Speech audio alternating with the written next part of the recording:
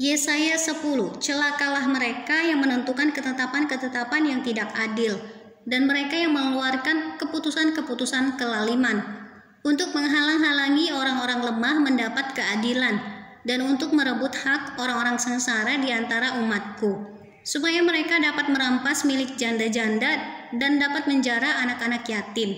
Apakah yang akan kamu lakukan pada hari penghukuman dan pada waktu kebinasaan yang datang dari jauh? Kepada siapakah kamu hendak lari minta tolong, dan di manakah hendak kamu tinggalkan kekayaanmu? Tak dapat kamu lakukan apa-apa selain dari meringkuk di antara orang-orang yang terkurung dan tewas di antara orang-orang yang terbunuh. Sekalipun semuanya ini terjadi, murka Tuhan belum surut dan tangannya masih teracung. Tentang celaka yang akan menimpa Asyur. Celakalah Asyur yang menjadi cambuk murkaku dan yang menjadi tongkat amarahku. Aku akan menyuruhnya terhadap bangsa yang murtad, dan aku akan memerintahkannya melawan umat sasaran murkaku, untuk melakukan perampasan dan penjarahan dan untuk menginjak-injak mereka seperti lumpur di jalan. Tetapi dia sendiri tidak demikian maksudnya, dan tidak demikian rancangan hatinya, melainkan niat hatinya ialah hendak memunahkan dan hendak melenyapkan tidak sedikit bangsa-bangsa. Sebab ia berkata, bukankah panglima-panglimaku itu raja-raja semua? Bukankah Kalno sama halnya seperti Karkemis, atau bukankah Hamat seperti Arpad, atau Samaria seperti Damsyik?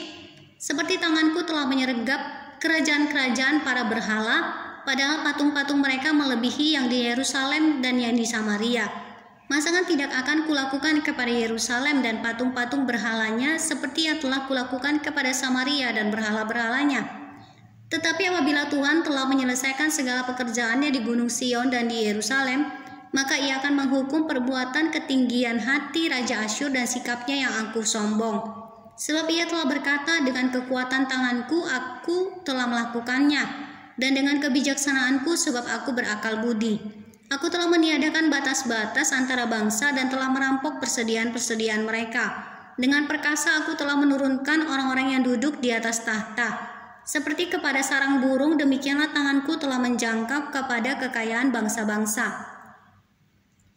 Dan seperti orang meraup telur-telur yang ditinggalkan induknya, demikianlah aku telah meraup seluruh bumi, dan tidak seekor pun yang menggerakkan sayap, yang mengangangkan paruh atau yang menciap-ciap. Adakah kapal memegahkan diri terhadap orang yang memakainya, atau gergaji membesarkan diri terhadap orang yang mempergunakannya? Seolah-olah gada menggerakkan orang yang mengangkatnya, dan seolah-olah tongkat mengangkat orangnya yang bukan kayu.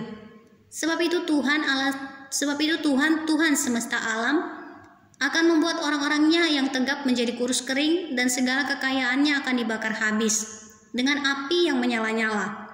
Maka terang Israel akan menjadi api, dan Allahnya yang Maha Kudus akan menyala-nyala, dan akan membakar dan memakan habis putri malu dan rumputnya pada satu hari juga. Keindahan hutan Asyur dan kebun buah-buahnya akan dihabiskannya dari batangnya sampai rantingnya, sehingga akan menjadi seperti seorang sakit yang merana sampai mati. Dan sisa pohon-pohon hutannya akan dapat dihitung banyaknya, sehingga seorang anak dapat mencatatnya.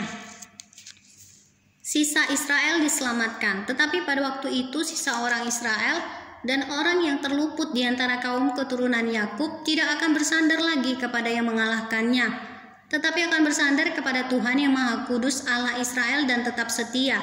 Suatu sisa akan kembali, sisa Yakub akan bertobat di hadapan Allah yang perkasa. Sebab sekalipun bangsamu, hai Israel, seperti pasir di laut banyaknya, namun hanya sisanya akan kembali. Tuhan telah memastikan datangnya kebinasaan, dan dari situ timbul keadilan yang meluap-luap. Sungguh kebinasaan yang sudah pasti akan dilaksanakan di atas seluruh bumi oleh Tuhan semesta alam. Sebab itu beginilah firman Tuhan semesta alam, hai umatku yang diam di Sion, janganlah takut terhadap Asyur apabila mereka memukul engkau dengan gada dan menghantam engkau dengan tongkatnya, seperti yang dilakukan Mesir dahulu. Sebab sedikit waktu lagi amarahku atasmu akan berakhir, dan murkaku akan menyebabkan kehancuran mereka. Tuhan semesta alam akan mencambuk mereka dengan cemeti, seperti ia mengajar Midian di gunung batu Oreb, dan mengayunkan tongkatnya ke atas laut Teberau, dan mengangkatnya seperti di Mesir dahulu. Pada waktu itu beban yang ditimpakan mereka atas bahunya akan terbuang, dan kuk yang diletakkan mereka atas tengkukmu akan lenyap. Orang Asyur maju menyerang. Asyur telah muncul dari Rimon dan telah datang menyerang Ayat. Ia telah lewat dari Migron dan di Mikmas diaturnya perbekalannya. Mereka telah menyeberang dari jurang penyeberangan sambil berteriak, Geba tempat permalaman kita. Penduduk Rama gemetar, penghuni Gibea Saul melarikan diri. Keluarkanlah jeritanmu, hai putri Galim. Perhatikanlah, hai Laisya. Jawablah dia, hai Anatot. Penghuni Madmena lari jauh-jauh, penduduk Gebim pergi mengungsi. Hari ini juga Asyur akan berhenti di Nob, mengacung-acungkan tangannya ke arah gunung Putri Sion, bukit Yerusalem. Lihat, Tuhan semesta alam akan memotong dahan-dahan pohon dengan kekuatan yang menakutkan. Yang tinggi-tinggi tumbuhnya akan ditebang dan yang menjulang ke atas akan direndahkan.